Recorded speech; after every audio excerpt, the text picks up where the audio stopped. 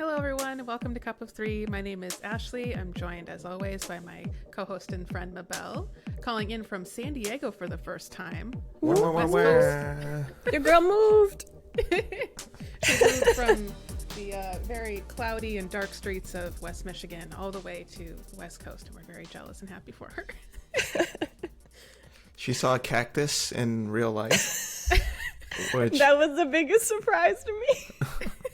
for a lot of the listeners who are probably already there, it's not a big deal. But for us in Michigan, we don't. We buy them in stores, and that's it. Right. Also sunshine. Mm-hmm. Remember natural light? Wasn't surprised by the palm trees and, the time change and all the stuff I knew was coming, but the cactus. The cactus really threw you for a loop. Right. That's adorable. I'm not in a Home Depot. What are you doing here? Exactly. And then also joined, of course, by a fiance and co-host, Agu. So if this is your first time joining us, we are a podcast covering reality shows on love and relationships. Right now we are covering Married at First Sight Season 12. And today we're going to talk about episode 11, which are the Monthiversaries. So if you can believe it or not, these couples have been together for a full ass month now. Their stranger spouse is now just a person that they know and live with and are trying to figure out life with. Mm-hmm. And I think we can fairly say that it's going great for some and terrible for others. So There's the whole spectrum this season. Yes. And I feel like we do see that in past seasons too, where it's like you see some people who have really hit their stride and others who are struggling. Yeah. And that doesn't even always net out to like how things are going to go for like decision day or like even beyond that. So it's helpful, but I don't know. There's some people who we see that are having a hard time now where I still think that they could make it work, but we got to make some changes. So let's start with Ryan and Clara. I guess let's begin with, so she's moving some of her stuff into his house, and it feels like they're trying to tell the story of she's being very controlling and being, saying this is what needs to go here and this is what we're going to change and this is what we're going to do and making the place hers and everything. So I just want to start there. Like, what do you think about how they're approaching the, like, merging their lives and the moving in together at his place part? It seems a little out of place, in my opinion, because they're so adamant about, oh my gosh, we are going at pace. Ryan is all about, we're not having sex. I am not saying I love you until I'm ready. And he's overthinking everything else. But yeah, go ahead and move in together. That's cool.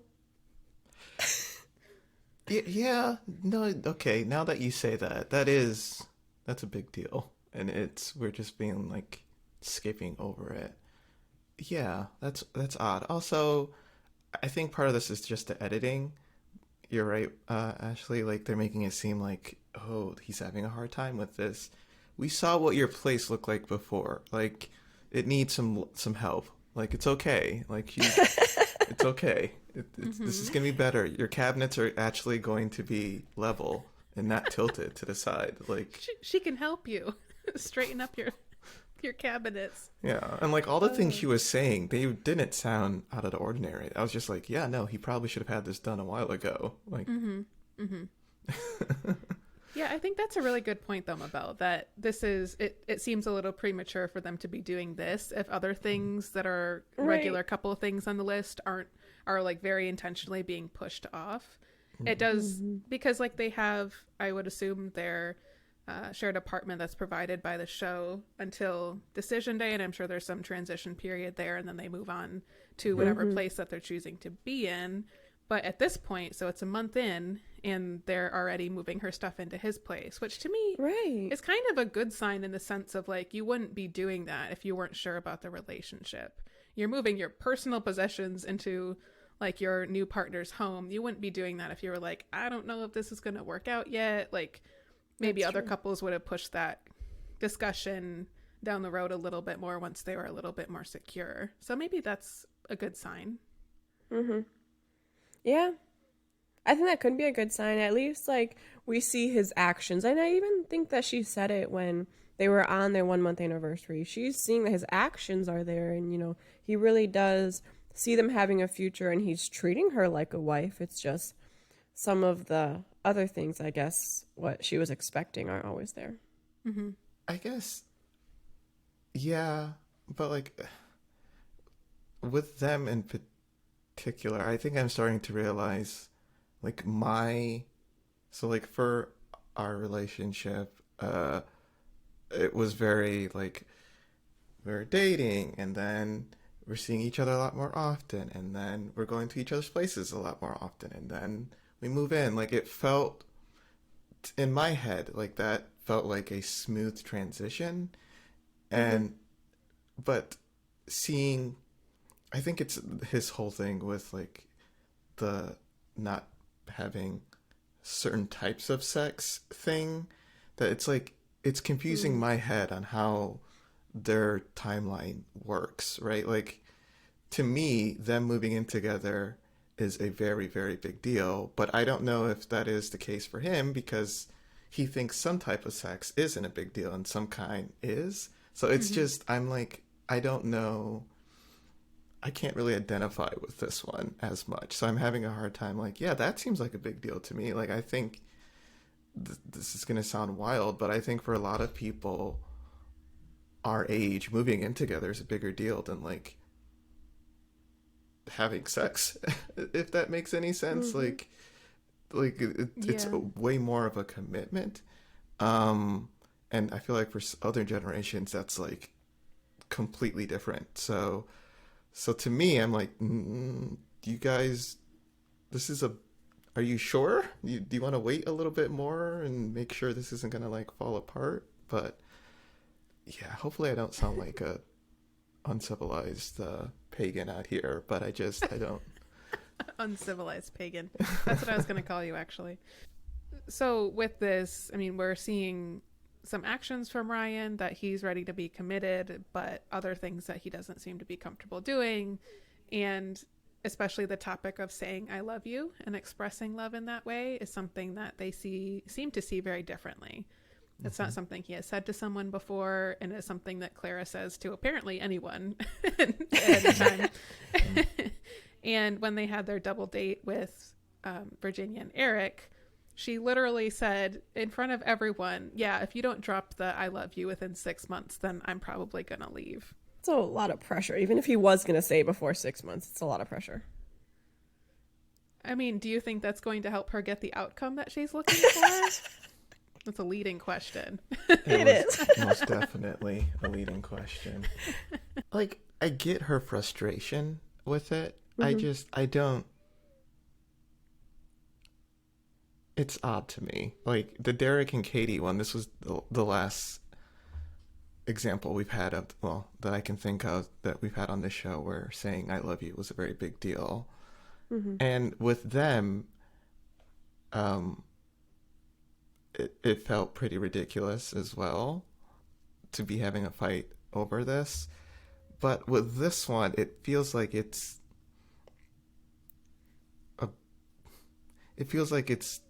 a bigger issue too. Like I think if it was just not saying I love you, that's one thing, but I think it's that with the mixture of their disagreements on how to proceed sexually. I think that's why it's making this a bigger deal, and it's odd because it seems like they are really, really good. Yeah. In almost everything else, but then as soon as that topic comes up, you can like see that she's irritated by it, like not in like an editor's way. Like it seems like genuinely like she gets uncomfortable and gets a little fidgety, and like you can just, it's like she's mad. So like if it's that important to you, I kind of get why she would say that. Is there a better way of saying it? Maybe, but like it seems like if they were to get to 6 months and things didn't change, that she would. Like I think she's being completely transparent. Like it wouldn't work for them. I mean, maybe. She may be that kind of person that is 100% to a word, and if it's 6 months and she doesn't hear it, she's gone. But I also think part of her frustration is that she's already expressed it. And you know, like when you get annoyed about something and you like realize it's there, like, I don't know, the coasters aren't stacked correctly in the kitchen or something like that. Like, that shows how petty I am sometimes. But that's not the point of the story. The point is, if you realize something is annoying you and you like voice it and you like then start thinking about it more, that's all you can think about. And so she keeps talking about it and she keeps bringing it up and she is not going to stop until it's changed. I'm like, okay, now you're obsessing. Now you need to stop and relax a little bit. That's the first thing. I think that she's like creating that own added frustration for herself. The second thing I was going to say is that she makes me think of other girls that are like waiting for the ring. Like, when is he going to put a ring on it? Haha. Like, hint, hint. Like, ooh, we've been together for how many months or years or whatever. And haha, we want babies. I'm like, okay, we get the obvious hints. You don't need to keep dropping them. Obviously, he knows. Let it go. You're not helping. Yeah, I agree. I think it's becoming something that everything overall seems like it's pretty good with them. But these are the few sticking points of she's not getting 100% of what she wants. And so it's easy to look at those things as like, as really big problems when in the grand scheme of things, they're not that big to me. I think where it seems to be coming from a place of insecurity, because think about like what the things are. So a very specific kind of sex, as you said, Agu, and saying I love you. Those are things that kind of validate the relationship. It validates that he is in this relationship. He cares about her. He's committed. He wants to make this work. I think if she were to reframe the whole situation more as, okay, those are what those words and actions would mean to me, that he's committed, he cares about me. Are there other ways he might be showing me that he cares about me and is committed to me that would be things that I could maybe focus on for now, and I can be patient with these other things. So things like he's letting you move into his house, house that he bought himself, his personal space, that's becoming yours. You're combining it. That's a big deal. He's spending time with you. He's setting up these dates for you to watch your wedding video in the backyard. He fixed it up all cute. And like he is showing in other ways that he does care about her. And I think it's kind of like looking for the right language to tap into and see it as what those other things would actually mean to her.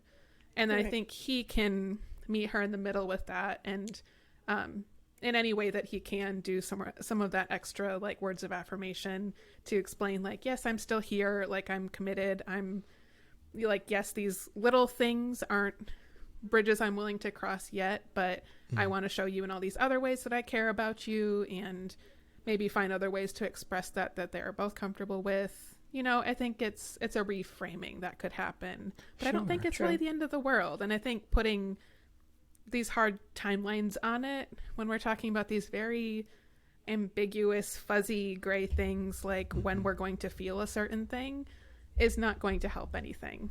Like you just can't put timelines on stuff like that, because that's just not how feelings work or humans work. And it could cut something off early that just needed a little bit more time to grow into something that you wanted.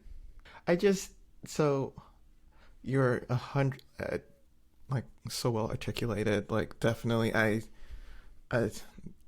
you're right. Like this feels like a person is like awesome and great, and they do one little thing, you're like, oh, I can't stand them. Like this feels like the type of thing that my grandmother would be like, really? That's the thing? Like he does all this other great stuff and you're mad because he doesn't drive a Lexus? Like that's the thing that's gonna make you guys break up?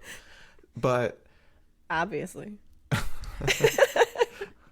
But I think with them, like, it feels like, and maybe I'm reading into this more, but it feels like the issue is that they don't line up with their timeline thinking. Like, I think even if he was to say, I love you, I think they would still have an issue because of the different types of, so like, I think, and that's why I tried to like mention Derek and Katie, because with their situation, that just felt like it was petty and didn't make it, like, you guys line up on so many things this little thing shouldn't be the thing to cause you guys to not work. But with Ryan and Clara, it's one out of a list of things, and they all kind of tie together. Like the same way he's thinking about this is kind of reflects his viewpoint on religion, and she's very different on that. Like it could be part of the reason why he's avoiding this specific type is because this specific type of sex is because of his certain religious viewpoints, which is totally fine. But we know that she's very different on that, and that's not going to go away when they go through life together. That's not going to go away if they have kids. That's like, it's only going to grow. So that's where I kind of get her being a little bit more forceful on this. Like, this is a big deal. Yeah. So it's like, this is my, some people, it's like, cheating, done. I don't want it. If it happens, it's over. I don't care. Like, everyone kind of has like the thing. And I think with her, this is the thing for her. I just think that, like, this is such a high pressure situation for both of them. And they really need to be supportive of each other first, and putting that extra pressure on things like this that the other partner already knows. He already knows you want sex. He already knows you want him to say, I love you. That in normal circumstances would be pressuresome anyways. But in this live reality TV show experience, when you just got married to a stranger and you have all these other quirks you're trying to mesh already to the higher stakes that is marriage versus just dating, like, there are so many things already creating pressure on the situation. It doesn't help to also be, and this is only a month, so it sounds like every day now, repeating this every single day that, hey, I need this, hey, I need this, hey, I need this. And it's just like, can you just, in the terms that, we are talking about marriage, can you support each other first and even talk about it in private? And that's, I guess, one of the things that annoys me the most is that I get you're annoyed about this, but blasting it in front of a double date, that makes it worse in my own experience. Like, when something we're dealing with is actually serious, like this is something that's actually at the core of our like frustration, I don't see any positive outcome by blasting it in front of a group audience to be like, hey, can you somehow help me? Can you all be on my side and we're all going to turn against him right now? That has never worked in my experience. Yeah. And I've tried it. That didn't work out for you? I'm single, so hey. Heck. That's some real stuff right there. No, you're right. No, you're okay. No, you guys sold me. No, you're totally right. I didn't even. Yeah, because if I was him, I'd be like, oh, okay. I could be stubborn. Let's do this. It's kind of a breach of trust, Yeah. To be like, I'm thinking about, the things that Agu and I have in our relationship that we only talk about with each other, and I pretty much never talked about with anyone else. To be like, hey, world, these are our like big trigger points, and these are the things. Like, that would be, I think, more damaging than anything. And it would make those conversations when we are together in private even harder, because it was like, why would you bring that up? Like, why would you think that was the way that we could solve this? Like, there's a lack of kindness there in that. Yeah. Like reading someone's diary to the whole world. And it's not to say, like, don't talk about these issues with other people. Like, you have your honest, true circle of, support, whether that's family or friends, to talk about it with. But, like, there's also a time and a place. Like, I think you two talk about it quite a bit, actually, to be like, there's a way to do everything, right? And then there's a way not to do everything. Wow. Yeah. No, you guys. Yeah. No, I was on the wrong side of that one. Shoot. Okay. It's helpful to. Yeah. I guess because I'm having a hard time understanding his logic. But you're right. Like, that doesn't matter. How one approaches that is the big deal. And yeah, it could definitely have been done significantly better. Yeah. Because you're right. Like, if he does say it, now you're either going to question, does he actually mean it, or is it because I've been putting so much pressure on him to. Yeah, I get that. That's the thing I always wondered with you mentioned how like some girls are like, all right, time to get married. Like, that's the thing I always wondered is like, if the person does propose because you've made it very clear that if they don't, it's all over, does it, like, me personally, I would then like question so much going forward. I'd be like, did they actually want to? Like, I would always have like mini second thoughts in my head. So in terms of this situation, same thing. Like if he was to say, all right, yeah, love you. And then they have the type of sex that she's looking for. Like the next day you're going to be like, ooh, wait, I don't know. I think I might have messed up. It kind of poisons it, doesn't it? Mm-hmm. Yeah. Yeah.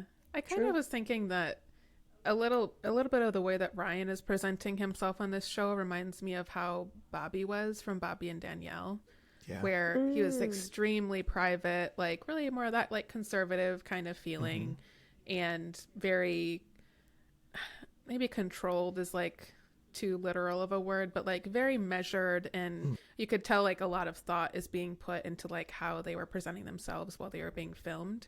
But I mean, with Bobby, we saw like he and Danielle are still together. They have a family. Like they seem to be doing fine. They seem to have both found what they were looking for.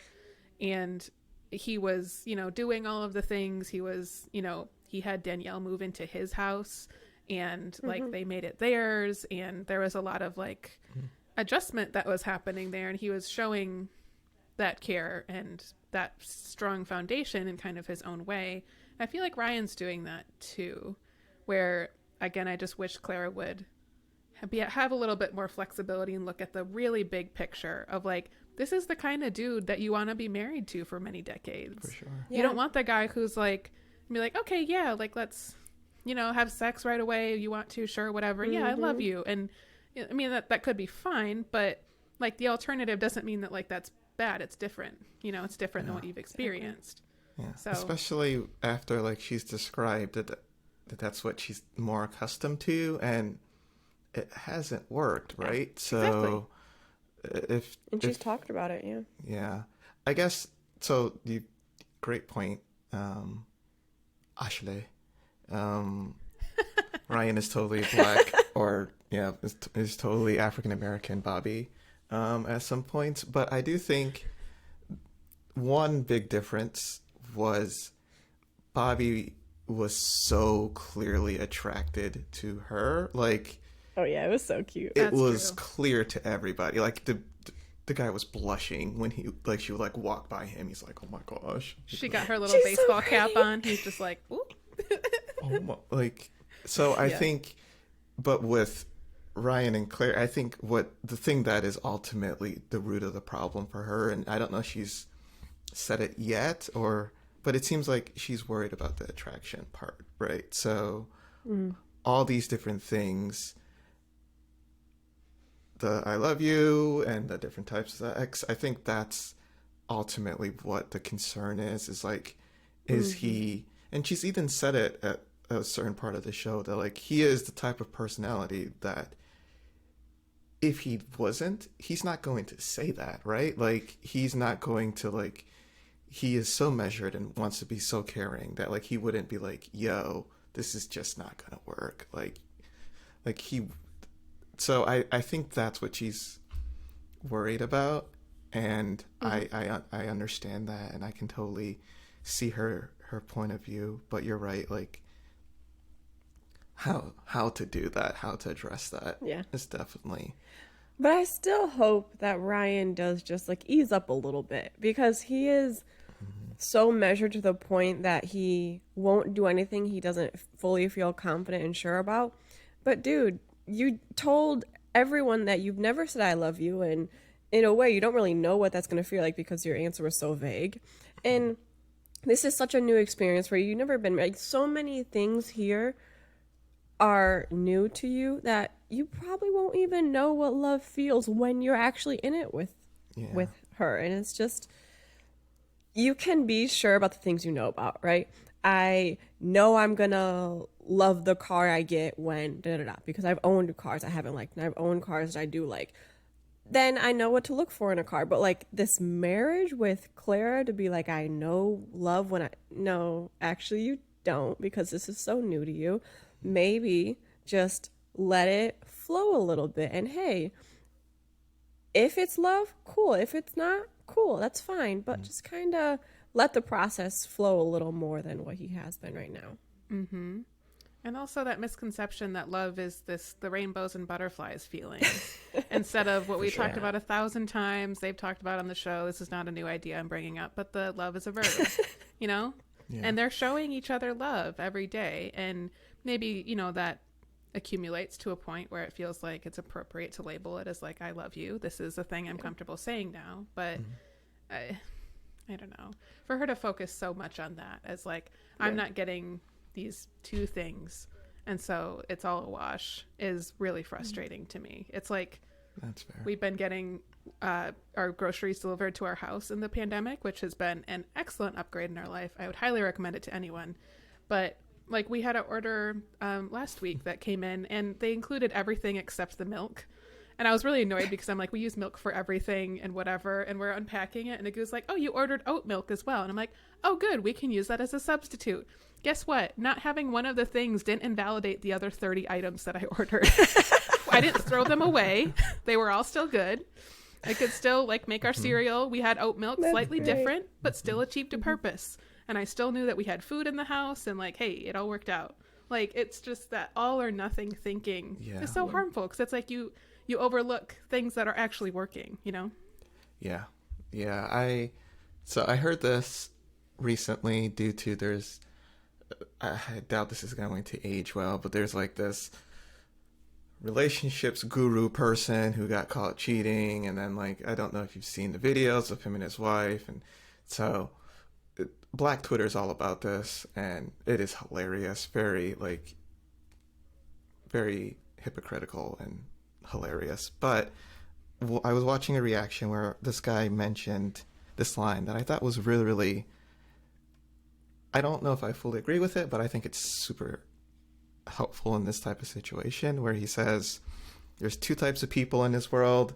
There are good people with some bad qualities, and there are bad people with some good qualities. And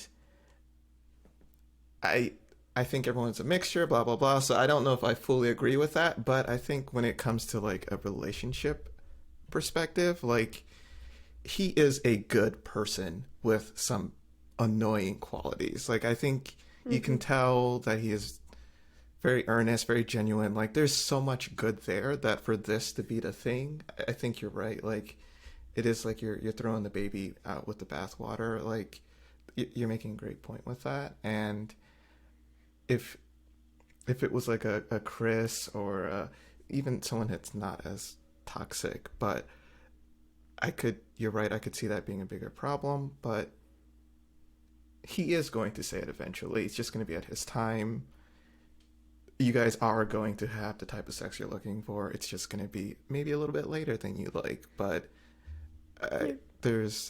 so you're right. It's overall, they could, and hopefully they do make it work. Such a weird line, but I like it. I like that too. Well, let's transition to a little bit more of a roller coaster couple. I don't know if you have any idea who I'm talking about. Get ready. So obviously Vincent and Brianna. Just kidding. No, Chris and Paige. Champagne, Vinny. Chris and Paige. So this couple, they are trying to reset. They are doing dates, and they are hanging out and trying to get to know each other as people. So we see them playing basketball.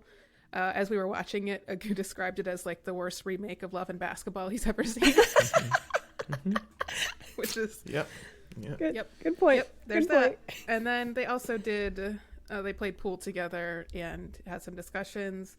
So I guess the first thing that we saw was the basketball date. So how did you feel like that went, aside from the Love and Basketball remake?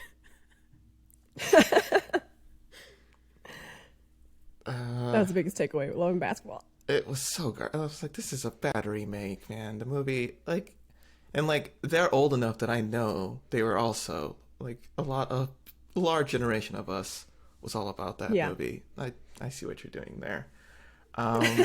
They tried, failed, but they tried. So like normally I feel like we try to be very insightful, blah blah blah, and like and empathetic, blah blah blah. But with Chris and Paige, like Chris is so garbage that I just feel like I can just make fun of him for being garbage, and I don't even like it's removed the like guilt of like, no, I do want them to make it work. I don't want them to make it work. I no. don't. So really, I don't care. Like, so I know we'll get to their other argument, but yeah, it's a good idea in terms of a date night. I do think like doing a date night where you have like your heart rate up. Like we kind of mentioned this with, was it Mika and Michael, where they kept on doing dates where they were just like standing places, and it's like doing a date where like you guys are both energetic, you're both it's good, and so if that was any other couple, I'd be like, yeah, no, great idea, totally worth it. But it's Chris and Paige, so F Chris, he sucks. Yeah, that's really all I have. Yeah, I definitely think that the kind of easygoing, have fun, hang out was, I hate that I'm about to say this, but I got to give that part to Chris to be like, all right, hanging out was a good idea. Resetting in this way where it's just, let's have fun and let's change up what we've been doing before so that we can have fun. That was a good way to reset. But this is the thing that frustrates me the most. You're trying to get a different outcome with the same process. Are you serious? Like, this is the same dude, the same girl who are trying this again and again and again. Obviously, they can't make it work. Have fun in basketball, cool. Go have fun, but like, please don't expect it to go anywhere past that. End it there. From basketball to billiards, just that is it. There is nothing more there. So yeah, basketball, I mean, I'll give it to them. That was the one part of it. I was like, okay, yeah, have fun. Cool. That's a new way to restart, but I agree. Still. I feel like we've just seen so many couples try to play basketball on TV as though they're good at it. Like, remember when Taylor and Brandon played and it was super awkward? I just noticed and like, it's the black couples. I was just going to say, weird. It's because that movie is so... And they're like, we got to get footage of this. And then they're like, it's just not great.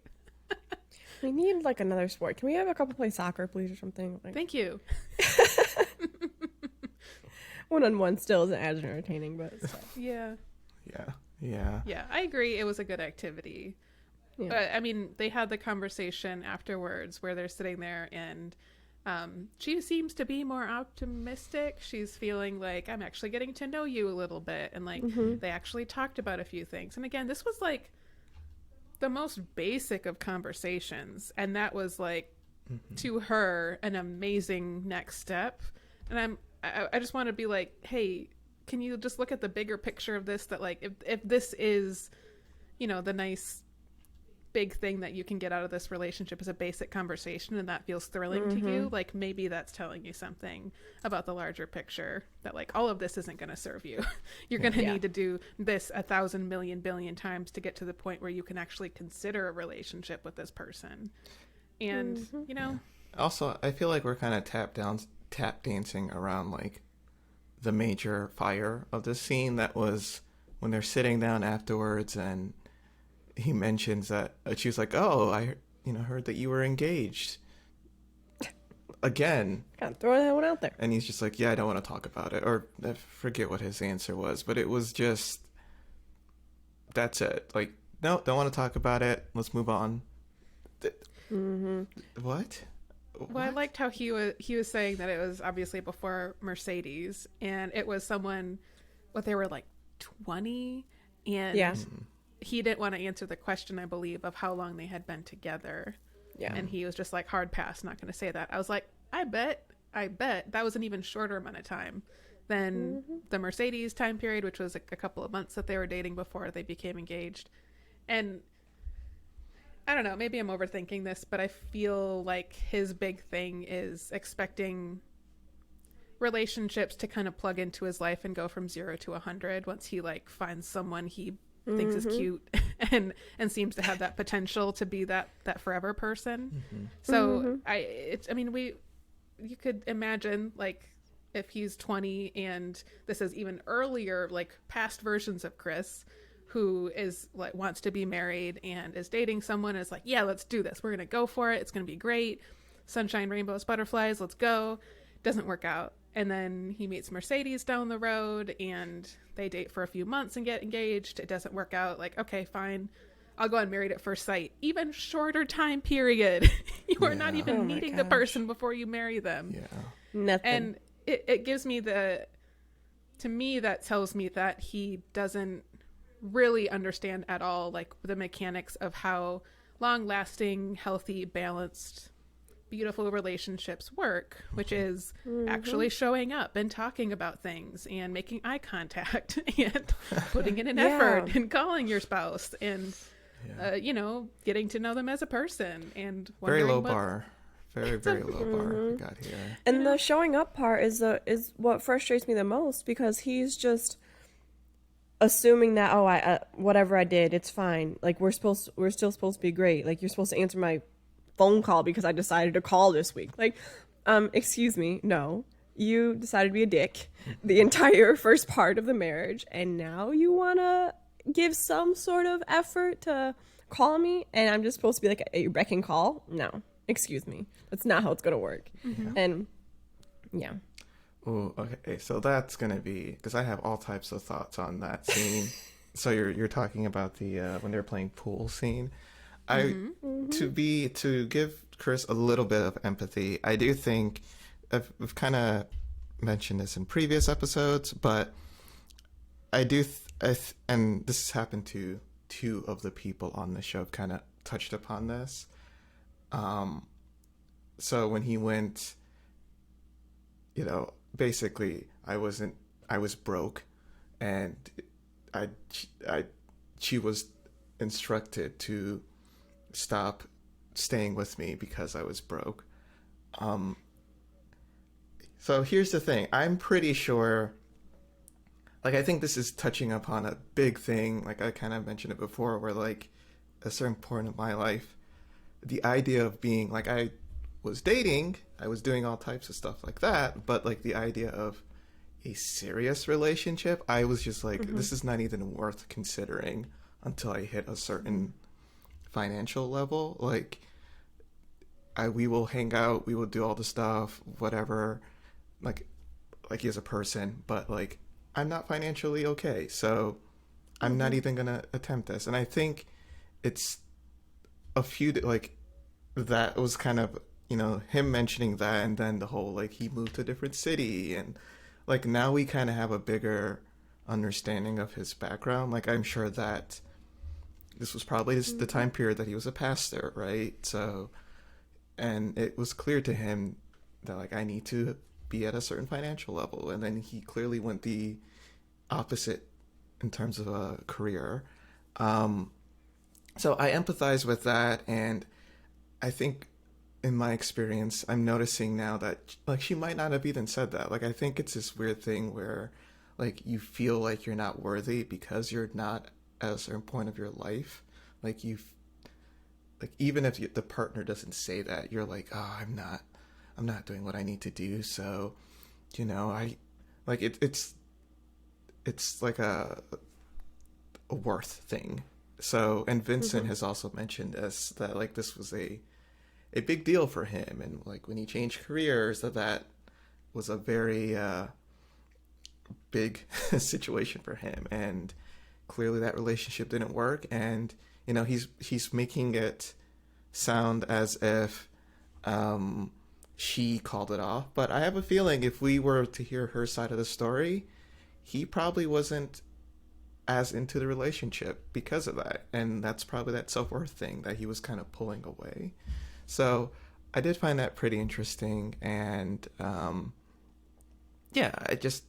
it made me a little bit more empathetic for him, just a little tiny bit more empathetic. Like, yeah, a little bit.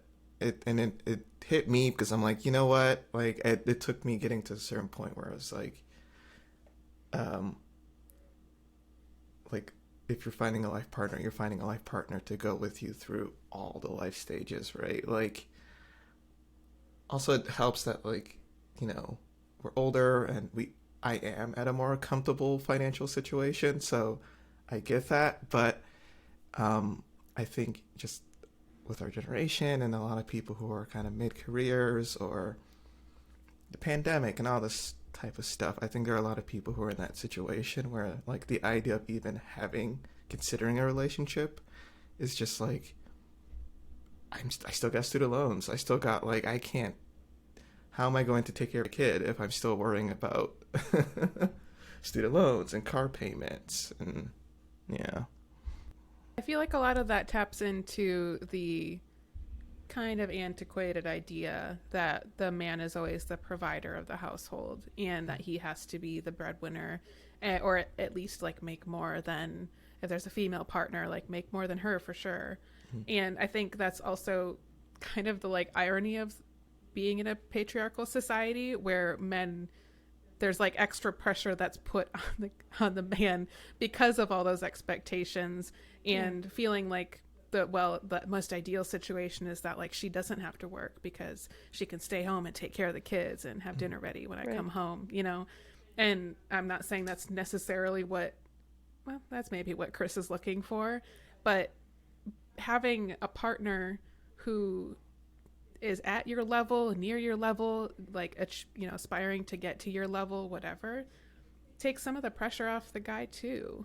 And there's more diversification in terms of where your income is coming from. It's more stable, it's more rooted. And I think Chris is, in a way, I do kind of feel bad for him, because I think he has this idea that, like, I have to be the man.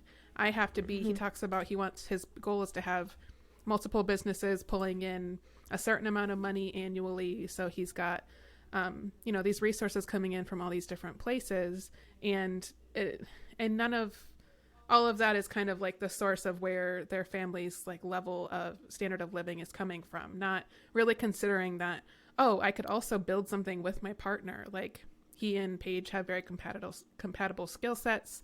They could do business together. They could do all sorts of different things.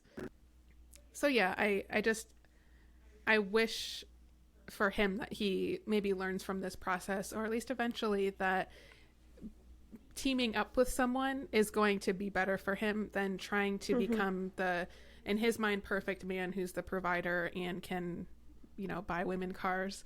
And brand new cars, brand new high-end cars, brand new Benz, for whoever wants one. You know, I struggle with that a lot, because I'm like, you're making this harder for yourself by trying to be in control of everything and having, you know, striving for this submissive wife who's going to be available to you at all times. Like, that is actually a worse situation for you than if you saw her as your equal, treated her as such, and then built your empire together on equal footing, not her being, like, your assistant who, you know, has all your children, I guess, is what he's looking for.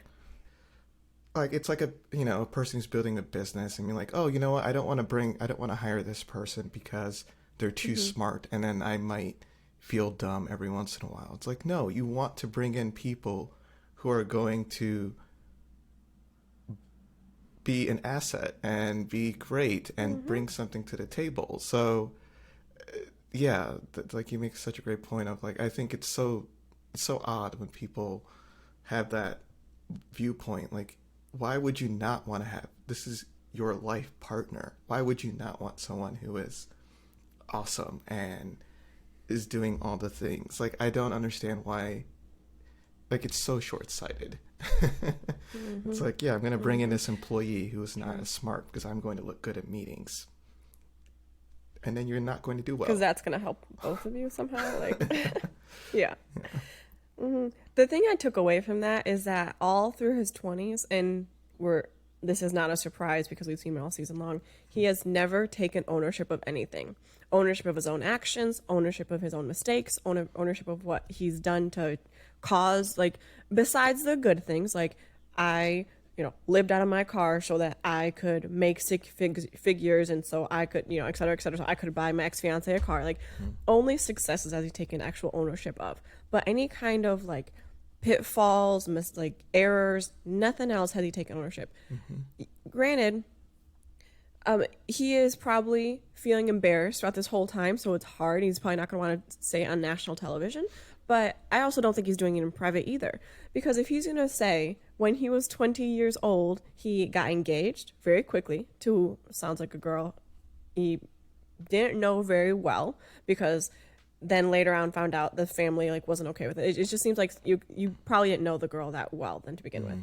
And then secondly, to also realize that at 20, when you're getting married, the people that love her, and that could be family, that could be friends, whoever, is in her close circle, are probably going to voice some sort of concerns if you are not financially stable. Because thinking about marriage, as those around her who love her are probably saying, marriage is a lifelong commitment, and you don't know what's going to happen. They didn't know less than 10 years ago that he was going to be a six-figure earner by his late 20s. No one knows that. But at the time, all they could voice was concern and, what could happen based on their current state at the time. It just seems very short-sighted to only say the relationship didn't work out because her family suggested that she's not with me because I'm not financially stable. It's just way too simple-minded to sum up the whole situation like that. Because you were both young, you both didn't know what your life was going to pan out to be. You're both entering your 20s, and that is so defining in who you are as a person. It's very frustrating that, again, we're saying he has passed now. He will, he has a few years left in his 20s, but almost a decade to be like, oh no, my mentality hasn't changed. It's somebody else's fault when something bad happens. It's only my fault when something good happens. Yeah. That victim mindset is debilitating. Yeah. And it's super easy to blame that, right? It's like, you know what? It didn't work because I was broke. Like, it's a very easy, clean. Nothing wrong with me. It was my pockets. It was my pockets, right? And they had holes in them. It wasn't even that. But I think a lot of people, like I said, in the cultural perspective of the people I know who are Nigerian, that is a significant thing. And I've seen so many people use that excuse, and I'm like, no, the relationship isn't working because of you as a person, I think it's so easy to use that as a fallback of it didn't work because of finances, or it didn't work because the person doesn't think I'm cute. It's there's certain things that are just easy to throw in there, and it's if you are in a people are going to go up and down in finances, they're going to go up and down in life experiences. It's just, if you're with that person, you're with that person. And I think, yeah, you're right. It's a victim mentality type of thing with him. And then now an extreme one. Very one, yeah. And now that he is, that's the problem, is if you have this mindset, now that he is, quote unquote, at the level that he wants to be at, he's now, hasn't matured in, he is, has the emotional intelligence of a 5-year-old. And it's because he spent so much time trying to get to that financial point, which, great, awesome, very, very good. Statistically speaking, you beat the odds, awesome. But he, you can tell he uses that mindset to decide everything. Mercedes and I didn't work, I'm going to buy her a car, and now we're probably going to, I can tell the mindset. He used that to try to get back with her. Because he's all right, I now have this money. I can use this to, and that's shaped his entire viewpoint in life. And that's just, it's unfortunate. There's so many other cool colors out there, and you only see green and red and blue, and Yeah. And it's also a little sad if you think about that mentality, how he must think about himself, that his value comes with the things he's been able to achieve, the things he's overcome. And, you know, the things that you've overcome, like him going from living in his car to being, you know, financially independent and being great. Like, that's something that can never be taken away from him. He did that work. Yeah. He figured that out. He did it. But the amount of money that's going to be coming in day to day, year to year, is not something that you can completely control. And so that it seems like his ego, his view of himself, his security in himself, his idea of how like worthy he is just as a person depends on that stuff. And I wish he would take that like 6-figure whatever out of the equation and just be like, just focus on the part that I was in a situation where I wanted more for myself. I took a risk. I prioritized myself. I worked my butt off, and I got to a place I wanted to be. So if that money dries up again and something has to change, maybe he's got to be trying a different career or going back to school or doing whatever, that's not a big deal because he knows that he has done it before. So it's like, oh, okay, like we'll go back to the drawing board. Like I can learn from what I did last time and everything. Like that's where your worth is as a person. And instead it seems like he's so focused on what can I provide for, you know, my partner, for the mother of my child, you know, all that kind of a thing. And it's like, if that goes away, do you still see yourself as worthy, or would you just dip out because you're like not of value to them anymore when there's other support that you can provide that has nothing to do with money? And that's very dangerous to be in, like all eggs in one basket kind of mentality. Be like, if you don't have this one thing, you're going to crumble. Yeah. And I mean, it's kind of funny to think about that he keeps wanting to get married then if he was already engaged twice. Like, you keep trying to embark on this lifelong journey when all of your fulfillment lies in one thing. So if you're talking about going through all the phases of life with this person, what happens when that one thing isn't there? You don't seem the kind of person to be like, all right, babe, you can hold us down, right, for a little bit. Like, I would hate to be in that situation with him. Like, what's going to happen? He would be a mess. Yeah. He would be a mess. Like, it would be a lot. And I mean, we're talking about Chris a lot, but like, how do you think Paige is processing all of this? Because at the end of their little pool date, he basically is like, you haven't been picking up my calls. That's a huge problem for me. I feel like you're not trying. He throws out that like, basically they're not hanging out aside from when they're on camera. And it ends with him essentially breaking up with her again, and she leaves crying. So what is Paige experiencing right now? What is she thinking about? So this is where my very biased don't like Chris viewpoint is going to be very obvious. I think if this was any other relationship, I'd be like, oh, this person is just here for the show. They don't really care. Like, we've seen situations like this in the past, right, on the show, and typically they're painted as you're here for attention. You're not here to be in the experience. But with them, he has been so bad that, like, I honestly think she checked out, as she should. Like, this is ridiculous, and has just kind of decided, I'm going to hang in there until decision day. I'm not going to like actually talk to you. I'm not going to actually be in a relationship with you. I'm going to do my weekly scene, or however many times they record. You know, they like do very generic stuff. I'll play basketball with you. I'll play pool with you. Like, we're not going to actually see each other. We're not going to go on a real date. Like, that's the vibes I was getting from that. And yes, there's a little bit of manipulation there if he thinks that they have a chance, but I don't understand why he thinks they have a chance. Like, you are awful. Right. So, like, you have destroyed this. You've royally messed this up. That it is what it is. Like, she's here to just finish the show. And would I do it? No, I would probably just call it and say, hey, do a Mindy season where I have to like meet up with my friends and talk about how he was the worst. I'm fine with that. If divorce that's party. Yeah, let me have Get a divorce that pinata party. out, girl.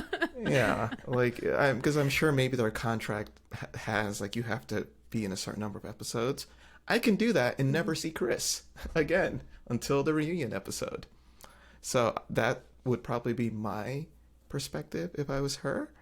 But I was actually happy when they had that scene. I was like, oh, she's not dumb. She's not like enamored by him. She realizes that he's garbage and she's just hanging in there just to finish the season. I can respect that. I can't respect you continuously going back to him after he treats you like crap. Yeah. But this, go get your paper or screen time. I don't know. Whatever. I'm fine with it. I don't care. I can see that a little bit. I can also just see her getting fed up with the situation because she's been very poised this whole time when she's with him, and she kind of set off a little bit this time. I was hoping for more. I was like, let him have it. But she didn't do that. But she did a little bit.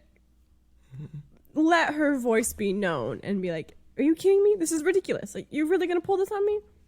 Because I also think that he is shown to be the kind of person who likes to be charming with his words, and those are the worst kind of people in my opinion. They really frustrate me.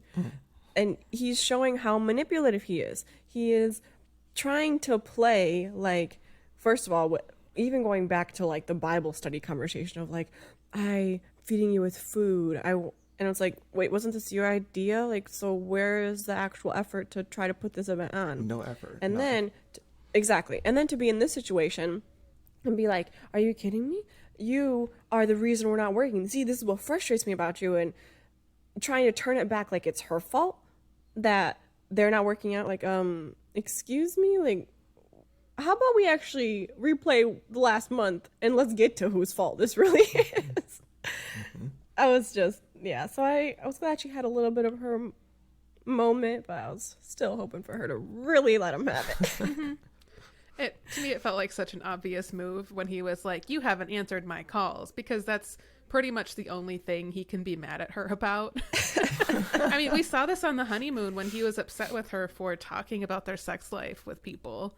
You know, he clearly expected her to stay hush hush about it and keep it between them, but she was comfortable with just talking to people about it right away, and that I think helped that develop in a maybe better way for her than it would have if she would have kept it to herself. And we were learning about this later, because she has some people to bounce this off of. Like, there's more awareness, and all his business is out there. Like, you can't treat someone like crap, and if you know they're telling the world, then now the world knows that you're treating her like crap. It's not this like weird shameful secret between the two of you. Right. So it seemed like such a boring move to be like, oh yeah, well, you didn't call me. Like, well, let's look at your list of sins, buddy. Like, you have been the worst in all of the ways, like all the big ways. And I think I think this is someone who you have to win back. And I think you have to understand that that's going to take a little bit more effort on your part.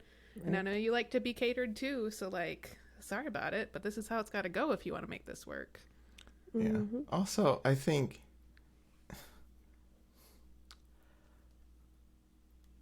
I don't know how to say this and not sound mean, but like, I think he was dumb enough to think that they actually had a chance.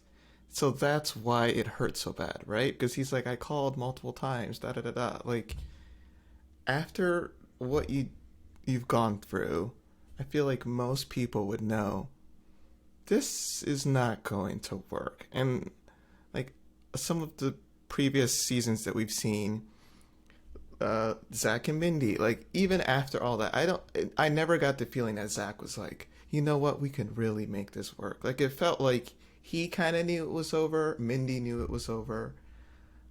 Like, you have to have a certain level of awareness, and he legitimately was like surprised by that. And I was amazed. I'm like, how, really? You're surprised that she doesn't want to talk to you after the last time you spoke? You couldn't even bring a Bible verse. It was your idea. You talk like, of course she doesn't want to see you, man. It's okay. Go try to get back with Mercedes. That's what you care about anyway. Like, what are you doing? Right. And I still think that Paige just desperately wants to be married.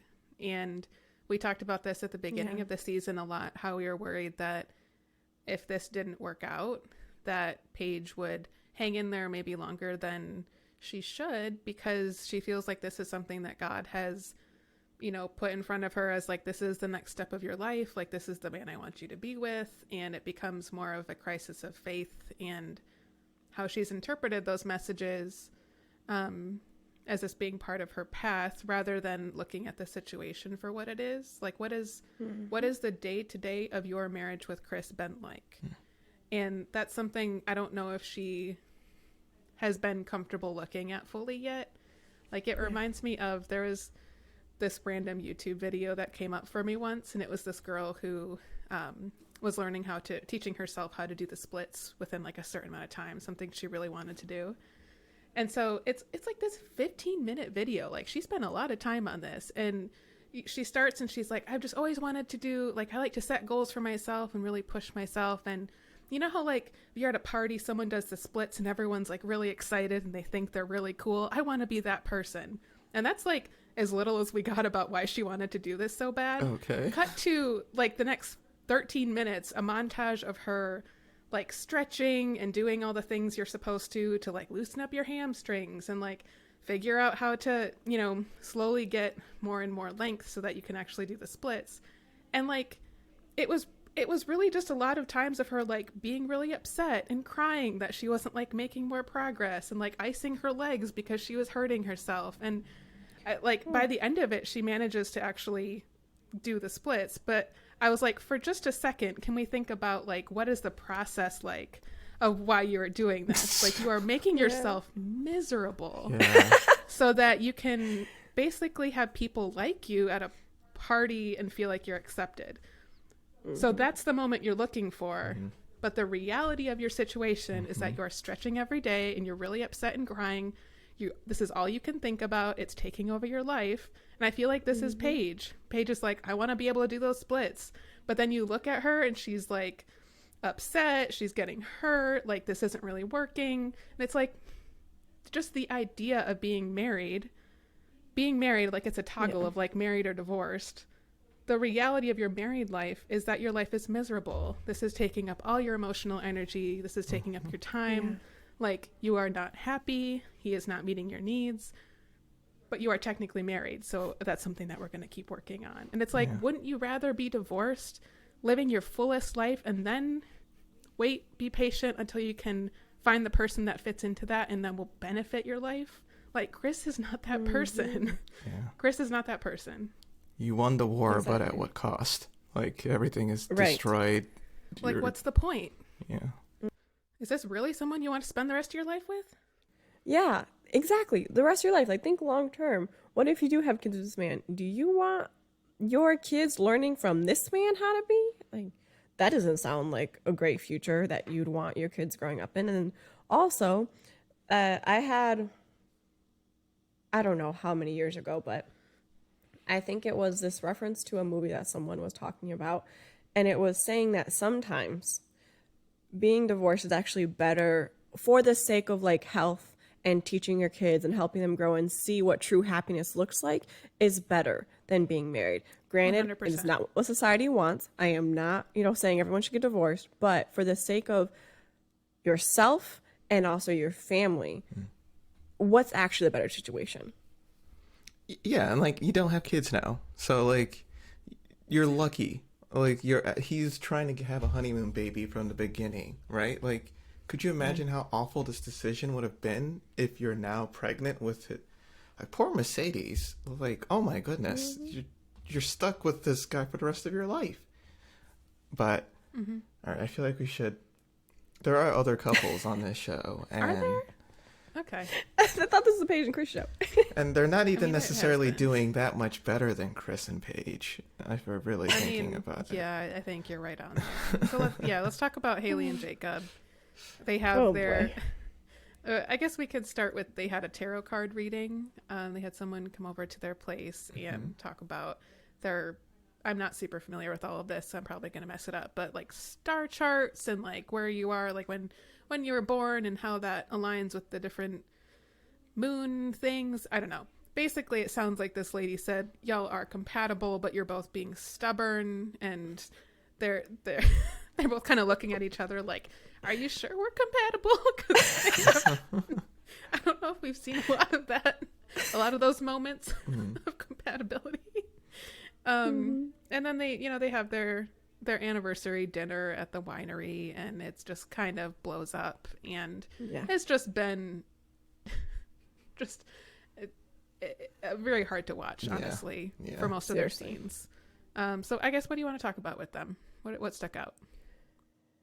The tarot card reading was kind of funny to watch. So I'll say one of the first things that she said was about the pressure being put on the other person, and him wanting physical affection and her wanting to control it. I was like, you could have just gotten that from the first 5 minutes. Like, that didn't need to take cards to tell you that that's what there's going on between them two. But I could see how the cards helped, especially with the controlling part. It was just kind of funny. Like, the first thing that she said was what Jacob also led with, saying, hey, I want more physical affection. And then to kind of play out and be like, so the thing that also was like, really, Haley? She already knew from the conversations that they've had that Jacob's frustrated from the lack of physical anything, really, not even just intimacy. But it took this third person for her to be like, oh, I get it. It's like she needed to hear it from the right person, almost. Yeah. But, like, haven't we already had, like, when she talked to her friend, she went, oh, I get it. And then it fell apart. Like, she talked to experts. Oh, I get it. Then it fell apart. Like, they're not. Yeah, I'm not arguing for them to stay together by any means. Right. I'm just saying, I know I've definitely had this where I've heard the same advice from multiple places, the same basic ideas, and just one day it just kind of lines up, and it's like, oh my God, that's a huge revelation. And it's just like, love yourself. Like, it's just like dumb shit that you've heard. I should switch my car and auto to progressive.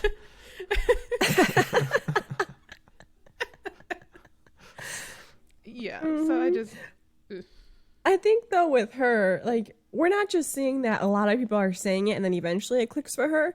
We're seeing that everybody but Jacob is someone that she's going to listen to. And he may say, hey, this is what's frustrating. Hey, this is hard for the relationship. And she is just not listening to anything he says until someone else says it. And it's just like, all right, Haley, when are you actually going to listen to something that he says and respect what's coming out of his mouth versus having to go through some other source? Yeah. She just seems like she feels completely obligated to participate in any way in this now. And I'm like, honey, I don't know if this process is for you. Like, if you're not willing to go like the long haul and like sit with that discomfort for a while, there is no point in signing up for this. Like, this is, I don't understand why people with her approach are accepted into this process, because they have the hardest time adjusting. Yeah. Yep. I fully understand and fully agree.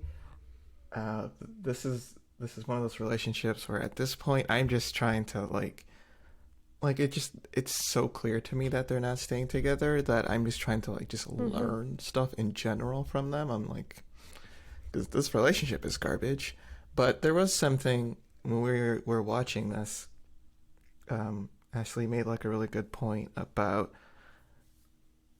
like a really good empathetic point on her side in terms of why touch is why she's so uncomfortable with being touched. Like, I don't know if you remember the point, but it was something about like when so she is extremely nervous, she is anxious, and you kind of go into like a fight or flight mode, and the last thing you want to do when you're in that situation is be hugging on somebody, touching on, like, you just want to be away. And I think the obligation, like feeling obligated to be with someone that you are just not attracted to, I think that's what's going on here. Like, I don't think he's an unattractive guy. I think he's a good looking guy. I think he's got a lot of stuff going for him. I just think she is not attracted to him at all, and feels like because I'm on this show I have to kiss him and touch him and hold him, and like it disgusted her. And I get the anxiousness. Like every time we see her, it just feels like she is extremely anxious and like it's like pulling back. And I kind of get that perspective of just being with someone that you're extremely not attracted to. Like the only thing that I could think of is like a person who is, and this is very extreme, blah blah blah, but like someone, like you're placed in a relationship with someone of a gender that you are not attracted to. It's just like like I understand you're a good person, I understand that you've got many qualities. That just don't, it just doesn't work. it just doesn't work for me, right? So like I think that's when I try to be empathetic and put myself in her situation, I think that's the feeling that she's getting, is like, you know, like we kind of joke around about me thinking The Rock is the best, which I do think so. But if I was like in a relationship with The Rock, I'd be like, oh my gosh, no, I don't like you like that. But like you're like the best person ever. So like I don't know how to handle this. Like, you want like The Rock as your mentor. Yeah, I want him as my mentor. Exactly. I don't want him as my partner. And I think that's what's going on with her, is like none of that is working for her. Simple as that. So like everyone's like, hey, well maybe you should like give him a good night kiss. It's like, I don't want a good night kiss someone I'm not attracted to. To use my Rock example, I don't want a good night kiss to Rock. You know, like I don't care how many experts come over and be like, but like this is how you build your chemistry. But like you want to build But it's this. just a kiss. But it's just a kiss. It's like, yeah, gross. I don't want that. You know? So, and then it's like, but do you find him a good person? Yeah. Like she said multiple times, she thinks he's a good person. She thinks that he's empathetic, blah, blah, blah. She's just not feeling it, you know? So Jamie and Doug are Married at First Sight season 1, like success couple, and they're like the biggest success couple of the show. They're very similar to Deanna and Greg in the way that both females in the relationship came from, like, you know, not a lot of serious relationship experience. The men had to be very patient in both of those situations to be like, hey, we're going through this journey slower than the other couples, but that's fine. And I will say that out of a lot of the couples we've seen throughout the seasons, Greg and Deanna, Jamie and Doug have a very solid relationship out of all the couples that are still together. I mean, not all the couples are still together had their same journey, but it's almost like, That's true. I think, those kind of relationships are the exception to the norm. Normally, when, in, you know, what you're talking about, Ashley, and you put these kind of individuals on the show where they are really people who, well, Jamie is more this way than Deanna, but like Haley, where it would like back away, be like, oh, I see a red flag, I'm out, I don't trust this, you know, that kind of flight versus fight response. You have to take that seriously for what it is. Doug was amazing in the way that he dealt with it. He opened up, he listened. Jamie had a lot of personal things that she was going on through the show, and then also like letting their relationship build off the show and afterwards since. But for Haley, it's not really there. And it's just at every turn that they come to, every fork in the road that they come to, it's like Jacob doesn't want to give her her space or give her her time or talk about and listen with and just let her go through these things. And I think that's where like the hope is to be like, oh, well, you know, she hasn't been in a relationship for so long. She hasn't had those success stories in her life and et cetera, to be like, this is how I need to be in a relationship. So if she is with a partner who is able to let her voice her true opinion and go through those insecurities with, it'll work out. But you have to be the right person to go through that journey with. And Jacob is not that right person for her. I also think Haley is not like being as patient as she also could be. But I mean, there's just a lot to unpack with both of them, but I still think that there's a lot under the surface that needs to work for that kind of couple to work. And right now for Jacob and Haley is just not there. I agree. I think there's a certain balance that when I look at relationships, like what I consider good relationships, or even like parts of what Agu and I have, I think there has to be kind of stability on one side where there might be insecurity on another, and those kind of have to fit together. So I kind of imagine a flagpole, and then you have a flag attached to it, and it's a really windy day. So I'm that flag. I'm flapping around in the wind. I'm anxious about a specific thing, and that type of thing Agu is fine with. He doesn't get all anxious about it. So he's my flagpole. He's holding on to me. I'm flipping around, but I'm not going to go anywhere because he's holding it down. And other things where he's flipping around, I'm holding it down. I'm his flagpole, and it's just like a big field full of flags flipping around.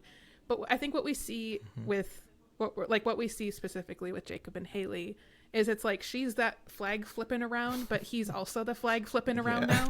So they're just kind of like a shopping bag in the grocery store parking lot, everywhere. And it's just like they're trying to catch it. The experts are trying to catch it and like get it stuck to a flagpole, or like one of you has to become a flagpole, and nobody's willing to do that or like slow down enough. And so that's probably not going to work. It's not going to be super stable. It's going to be pretty erratic.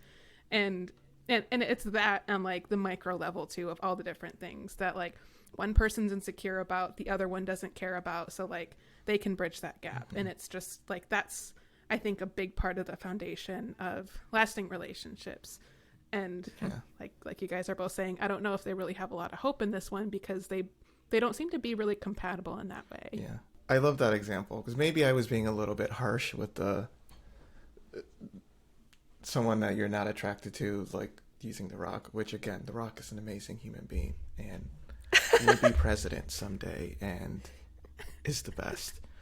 But so yeah, I think you make a really good point about that, because I think him hearing, like, we kind of know, like, this is a guy who eats the same dinner every day to look a certain way, like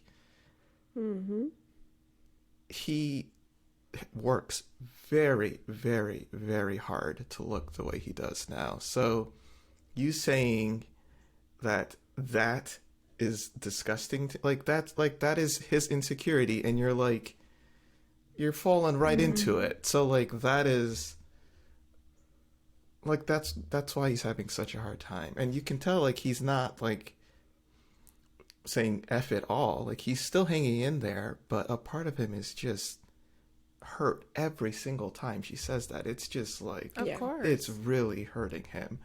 And so that's a really good point with the insecurity thing. And for her, like, we kind of see her insecurity in terms of the touch, and every time he tries to go for that, it's pushing on her insecurity on that, and it's just, they're just, like I said, flapping around in the wind, and it's so unfortunate. Oil and water, these two. Yeah. I really like that analogy of the flags. That's super cute. Yeah. A flapping in the wind moment is definitely, we had a possum in the backyard. I'm not kidding. We had a freaking possum. It was after we recorded the time before last. And it was late at night. We were going to let the dogs out. There's a possum in the yard, and I didn't see it, and the dogs went out and had a little fight with the possum. But like we were trying to like shoo it off the yard because we didn't want to kill it. Like I get all like Libby, and like the idea of killing anything makes me like sad. But then like we didn't want it on the property because the dogs are going to chase it. So basically Ashley had to like shoo him to the side, and I was so disgusted. Like I could not, like I was just like, I was holding a flashlight for her at one point. Like it was the least manly I have ever felt in my life, and I was like, I'm fine with this. Like this is disgusting to me. it's hissing also, at me. if you've ever looked at a possum for more than 3 seconds, it'll change your life. They are the ugliest things that you've ever seen. Oh. So I'm basically trying to encourage it with a stick to get to like the point in the fence where there's a hole so it can get out of there so we can let the dogs out and go to bed. And the neighbors who are like, you can see like their back kitchen window from our backyard. So a goose thing there with the flashlight, directed a spotlight on this big old possum. It's growling at us. They growl. And I'm kind of like nudging it along with the stick, and it's like slowly like moonwalking back to get to the hole in the fence. And the neighbors are literally just like, they both have like a little drink and they're standing near their window just watching us and laughing. And we're essentially trying to get the possum to go into their yard instead. Yeah. So they're watching the Ashley and Nagu and Possum show. And then like at one point I make eye contact with him and he literally pulls his head down under the window to act like I couldn't see him. Like, you know, like a little kid, if you see them, they'll like cover their face like, no, I can't see you, so you can't see me. He literally hid underneath the window. I'm like... And he came back with his wife and they just stood there and watched us as if we couldn't see them. That's the best. Meanwhile, I'm just like, I don't want to do it. But like, and like you said, like that is my thing. Like I have been around, I've had dinner while they're like killing a goat in nature and I was completely fine. And that doesn't get me. But the possum thing, apparently I'm like, I can't do that. I'll be your flagpole. I can't do that. Like, it's just, no. It's a little embarrassing that I can be a flagpole about possum, but not other things. But we'll bring that up in therapy later. It's okay, we're all different. Yeah. Just, that's so hilarious. ridiculous. Okay. So let's head over to Vincent and Brianna. A little bit happier couple. They had a really sweet Monthiversary. Yeah. Vincent set up them to have a nice dinner on their little boat, and they're floating around out there, looking at each other all cute and being adorable. They watched their wedding video and just seem to have a really nice time. They seem to be on such a good path right now. So I felt like it was kind of, I could sit back and like breathe a little bit while I was watching them because there wasn't going to be this big blow up or all this tension. So I don't know. I just really liked it. They are really cute and everything's just going so well for them. And I think they also know that it's like the honeymoon phase, so I'm not super worried about them to just like where one person forever thinks it's going to be like this. But I thought everything was so thought out and sweet just for the boat ride. And even when she was talking about how she notices how attentive he is to like even like her vibe in the room kind of thing, I'm like, that's just so, that's where you want to be. That's the kind of relationship you want to be in. And they were so cute.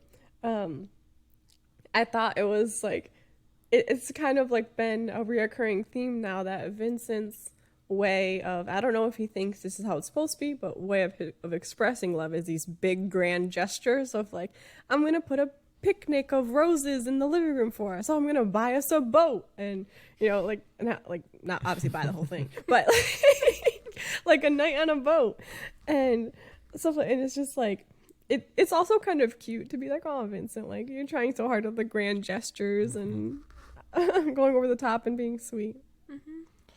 Yeah, I think the money conversation we had about Chris. Like, Chris is so garbage that it doesn't really apply to him, but I think it applies more to Vincent, so I probably should have mentioned that during Vincent, but whatever.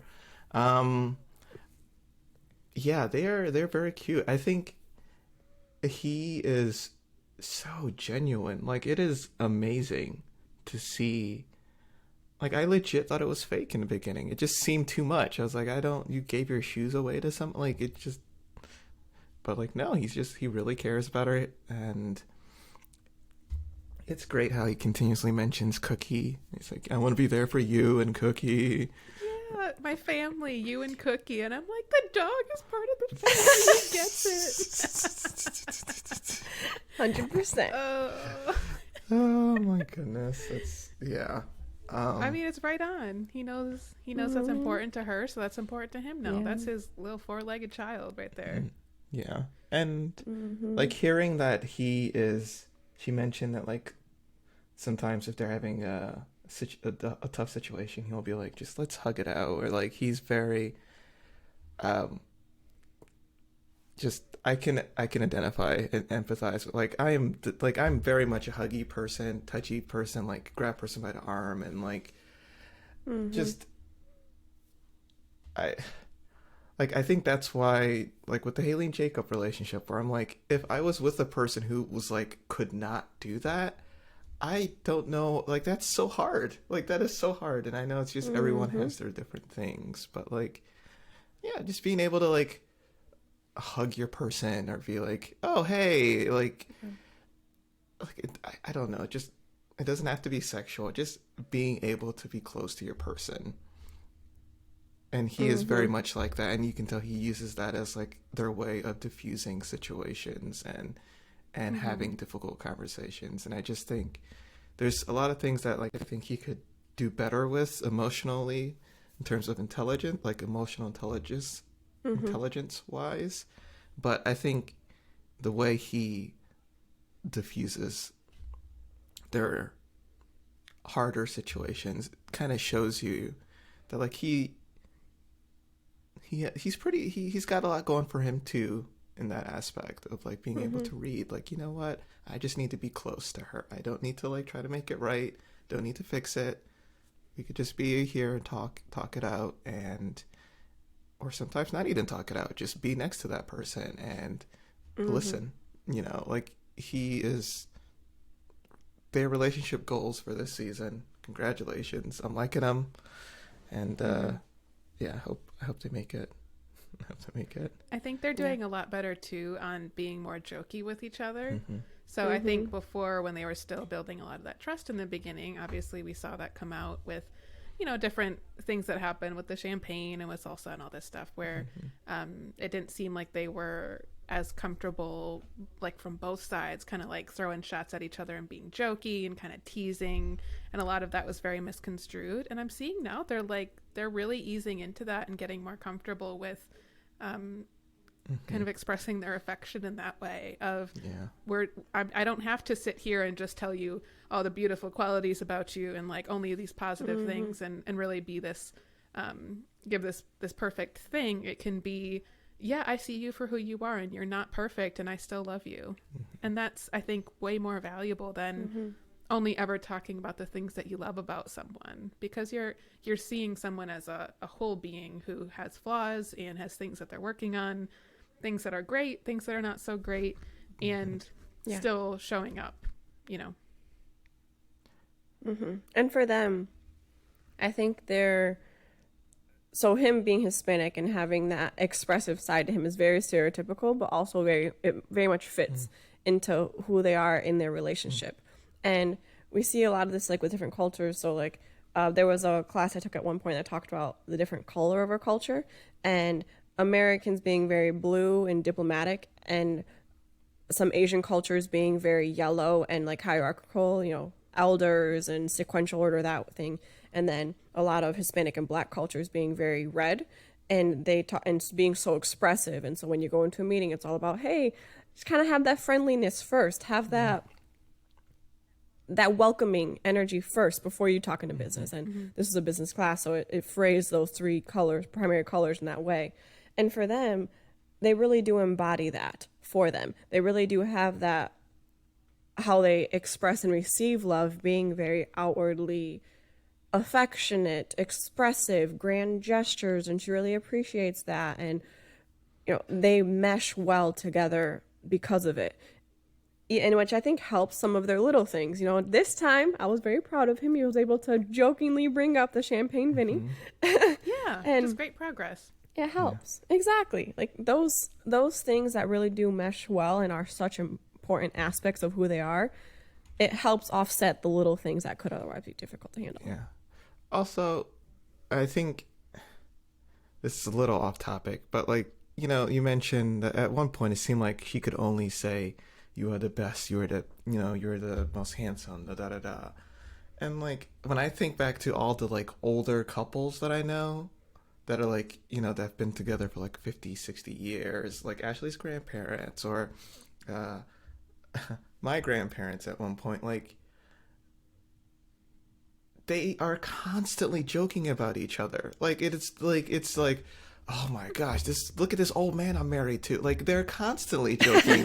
It's like, you're just as old too. Like that is like you need that lightness. Like I haven't seen, and maybe it's just, this is anecdotal, but I've been lucky enough to see a few relationships that are like older. They've been together for 30, 40, 50 years, and they're all like that. Now the jokes might be different, the how they talk about the jokes might be different, but it's always there. Like at one point my grandparents didn't even refer to each other as their names. They just referred to each other as, you're so and so's father, you're so and so's mother, because they know who like their favorite child is, and they would joke around about that. Be like, oh, you're so and so's mother. Like that's what you like. I don't know. That's what I like strive for, is like that level of like, you are so comfortable with that person that like it doesn't mean anything. So seeing that they're now at that stage, I'm like, oh, this is good. And you can clearly see from the way she talks with her mom, that they are a very jokey family. So I think that's going to be great for her as well. So yeah, I guess I'm curious. Do you guys see a way, this is a very sad thing, but do you see a way that they wouldn't work? Or at this point, is it pretty much a done deal that they're staying together? I don't see any red flags with them. I think as long as they continue to do what they are doing, they will be all right. I guess the only problem I could see is if one of them kind of checked out for whatever reason, and then the other one got hurt by that, and then it became a thing. But they just seem really excited to be with each other. Like they're getting to live the life that they've dreamt of and wanted for so long. They have someone who wants it just as bad. Yeah. I don't see that stopping. I mean, I think it's also still a little too early to tell, because they have a little bit of a cushion. They're getting filmed, and they have this protection of, that's true, experts that check in on them, and they're in the same apartment, already furnished. Like there's a lot of things that are helping the relationship work. So I don't know, but like we've also all seen relationships that start out very strong and still end, right? For whatever reason, I don't know. So there's always, I think, a chance for them to not work. But right now, what could lead them down that path? I mean, I still don't think we've had a lot of conversations about both of their work. So I'd like to see them talk about it more, because I know that was a big concern for Vincent, is that he needs someone who is okay with his professional lifestyle, him being an entrepreneur, and that comes with his ebbs and flows, and we don't know. That could be it. That's something still to be seen, I guess, more with them. That's a good point. Yeah, I guess when I say like done deal, I mean yes on decision day. But yeah, you're right in terms of like long term. Yeah, like there's no guarantee, definitely. But like I have the same feelings with them that I had with, not at like, they're not as a home run couple, but like I'm getting a lot of Woody and Amani vibes from them. Like Woody and Amani were like perfect from day one, but like with them, it took there was some bumps there, but I think I see the commitment. Like he seems extremely committed, and she seems extremely committed. So I think that's the thing that I'm like, yeah, there's some stuff that you guys are gonna have to work through, but like it that commitment is so strong that I feel like they would be devastated if it didn't work. And that's how I kind of decide if a relationship is a home run, is like, if it was to not work, you know, like there's some relationships where you're like, it didn't work, oh well. And other ones you're like, oh my gosh, what? This was it. This was the one. And it feels like with them, that's the feelings I'm getting with them. Yeah. That question makes me think of a couple from an earlier season, and I think it's season 2. I can't remember. But he's a firefighter and she's a burlesque. I don't know if it's considered an actress or a dancer technically, but both New York City. And they also had this burning passion, a lot of like love in the beginning and honeymoon phase, and they were so excited. And I think maybe they were season 1 actually. I don't know. Both 1 and 2 are both in New York City, and they have a lot of things in the season that speak to them being a really great couple, and they stayed together decision day. And I definitely think that, you know, Vince and Brianna are staying decision day together. But I was so bummed, and I think it was around 4 years into their marriage. So it could have been 5, it could have been 3. They ended up getting a divorce. And I was like, no, like I loved them. Yeah. And yeah, I don't know. But then again, that's life. You know, it takes its course later on. But for decision day, definitely. Brianna and Vincent, they're solid. Yeah. So Eric and Virginia celebrated their anniversary in the skies because Eric took her for a plane ride, which I think was very cool. It looked like a lot of fun. But first, I kind of want to talk about their little date that they did in the park where they had a picnic and they're talking about where they're going to live. So there's a bunch of miscellaneous animals at Virginia's place that she is renting. And then Eric has his one dog and he has his house that he owns and everything. So it sounds like neither of them wants to live in the other's place. And it's becoming this whole thing where they are very adamant, like, I do not want to live at your place. He doesn't want to live at her place. He feels like she should live with him because he has a house and it seems silly to like continue renting. And then eventually they would want to get a place together, but what do they do in the meantime? All of this stuff. So what do you think about how they're approaching all of this stuff? Look, more importantly, who's right or who's wrong on this? Because I think they're both wrong a little bit. Yeah? Yeah, like, well, first of all, they're both just being super stubborn. And that's wrong to begin with, whichever way you put it. And then, so he's getting mad at her for not getting over it and just wanting to move in. But then his response is, well, I'll know where I'm living at the end of this. You decide if you want to join me or not. I was like, you're doing the same thing then. How is that any better? So I think they're both wrong, first of all. So I think he is like 80% in it wrong. I don't like, I think, so I get it. I am also at times I will like, this is why I buy my car and I don't like to do car payments. And this is why like I will pay for my insurance all at once. Like, just because it's the right financial decision doesn't mean it's the right decision. And I think that's what he's tripping up on. Like, yes, financially, it's stupid to be paying rent and mortgage when you guys are married. I get that. And financially, it makes more sense for her to move in with you because you own it and she's renting it.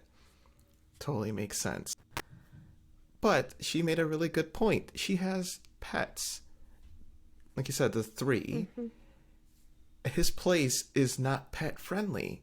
So their day-to-day life is going to be hell, right? Like walking down the stairs, like she mentioned, to take him out every time. Like, it is easier for them to stay at her place because her place is already pet friendly. I don't know if she's like on the first floor or what, but whatever is at her place makes more sense for her having a dog.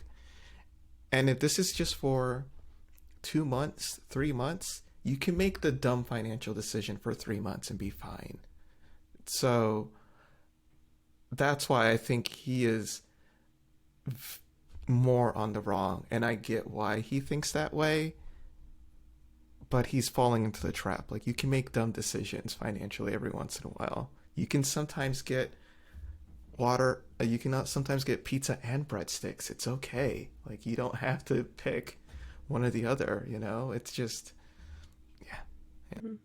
But even then, it's almost like they're making the end life decision, everything all now. And it's like, well, when does her rent renew? Like, maybe it's also not a smart decision for her to leave because she has another 6 months, I don't know, on her lease. And I think they could find some sort of compromise for now to like get to the steps of eventually being in his house or a new house together. It doesn't really matter. But I think like they're trying to make everything done now. And it's just like realistic that it's not how it's going to phase out. You have to have an approach to get to where you want to get to. Yeah. to both your points, I don't know if this is something they have to figure out right away.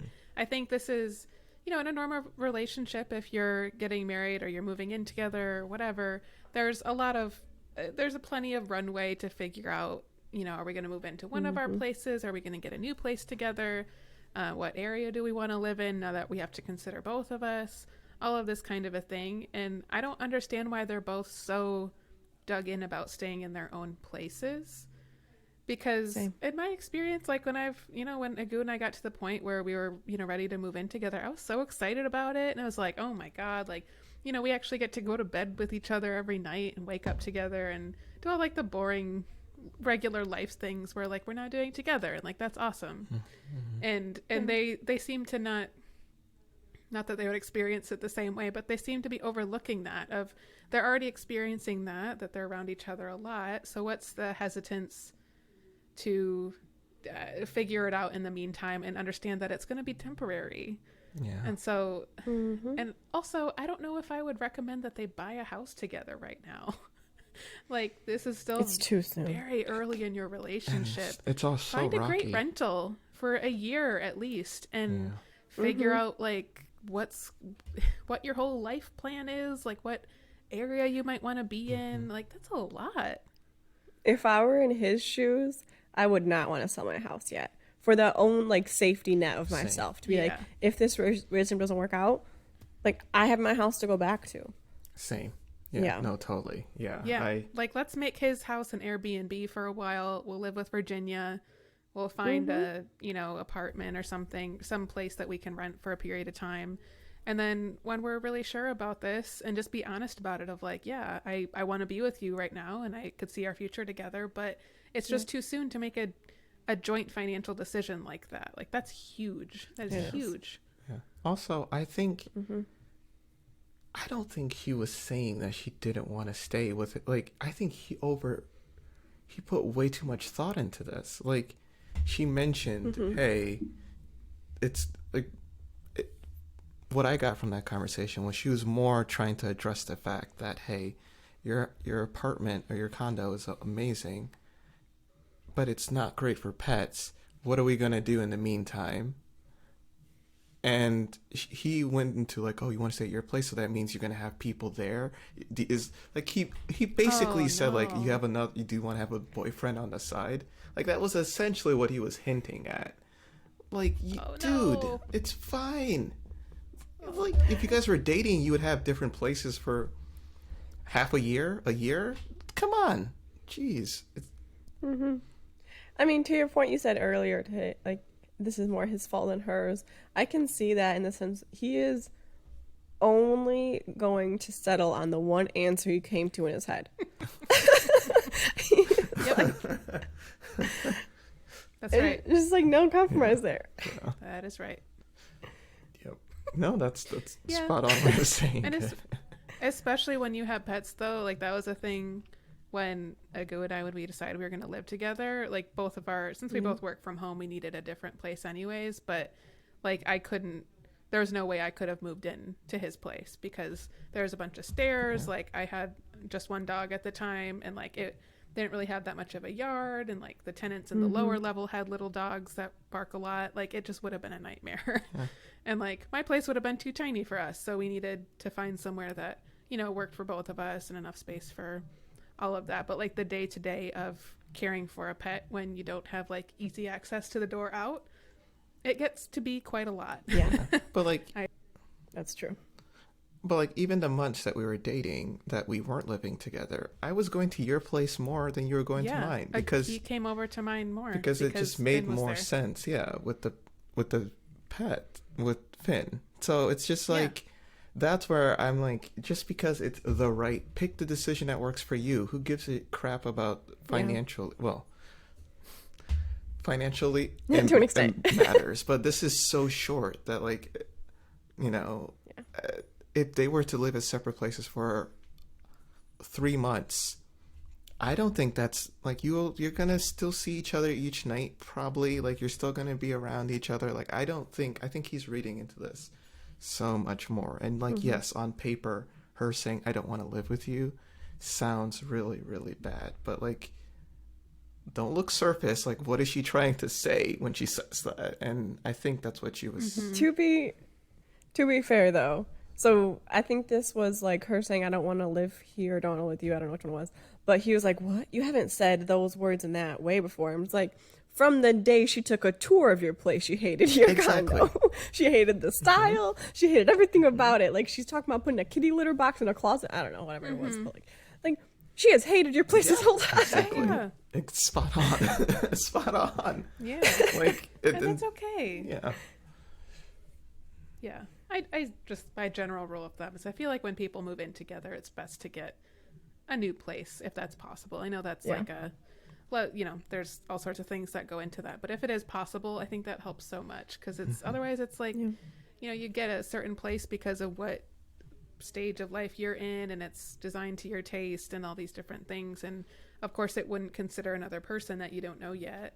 And so to try to reformat that into a way that works for both of you, it becomes like I'm moving into her place or I'm moving into his place kind of a thing. And it's just, it simplifies it quite a bit to start from scratch and have it be, this is our place and it's always been ours, and it's not, there's not that possession on either side, it's more shared. And I totally. And in a similar situation, this is how they actually started the conversation. Haley said that about her, or not Haley, Clara said that her situation with Ryan. Like, I feel like I'm moving into your space. We have to find space for my stuff in your place. And it's like, it's hard. They're experiencing that right now. It's not just them. Dave and Amber from previous season. Like, that was a problem with them. Like, I fully agree. I know. Like, yes, the theoretical thing and then real life gets in the way. If you're in New York City, whoever has the better apartment, that's where you're going to stay. So, like, I get it, you know, and it's not the same for every situation. We are in Michigan, where we are able to, the cost of living is low enough here that we're able to have a house, and we're fortunate enough to be making enough that we can buy a house. Like, but I think that felt like when we moved into the place together, it felt like a new phase of our relationship. Like, if I was going to her place, it would feel like it would, like you said, it would feel like I'm moving into her, and I need to like make myself small so that I'm not being rude and not rude. You're a visitor. Yeah. Exactly. You're a visitor in your own home. And which is just not a vibe you want with a partnership. No. It's just weird. No. In the beginning with Virginia and Eric, I thought, you know what? Virginia's kind of being wild and free, and like, I was kind of more on his side, but as the more and more we go through this, he is so stubborn and so black and white thinking that it's just not attractive. It's not like, like, you can tell she's really into him, but then he'll do these moments and it's just like, who the hell are you to tell me what to do? Like, it's too much. Like, he doesn't come at the situation from a collaborative point of view. It's always coming at it from like a decree. Like, Eric, you must now follow my orders. It's just, you know, we say this a lot. Sometimes it's not what you say, how you say it, but like, like every time with him, it feels like it's ultimatum. Do you think, though, that's because he just feels like he knows more because he's been married? Or is that just how he is? Oh, I think that's a big part of it.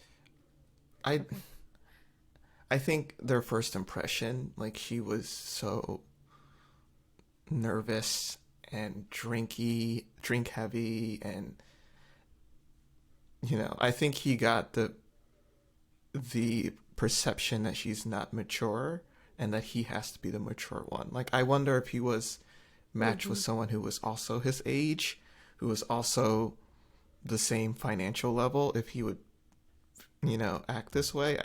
It kind of feels like he needs to step up because she hasn't. Yeah, I don't think he sees them on equal ground at all. Yeah.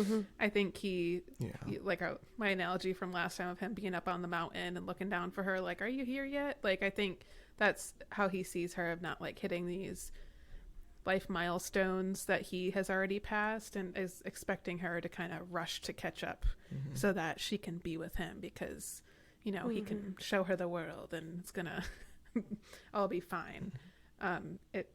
Which feels super gross to me, and I don't like it all. It's like, let her live her life.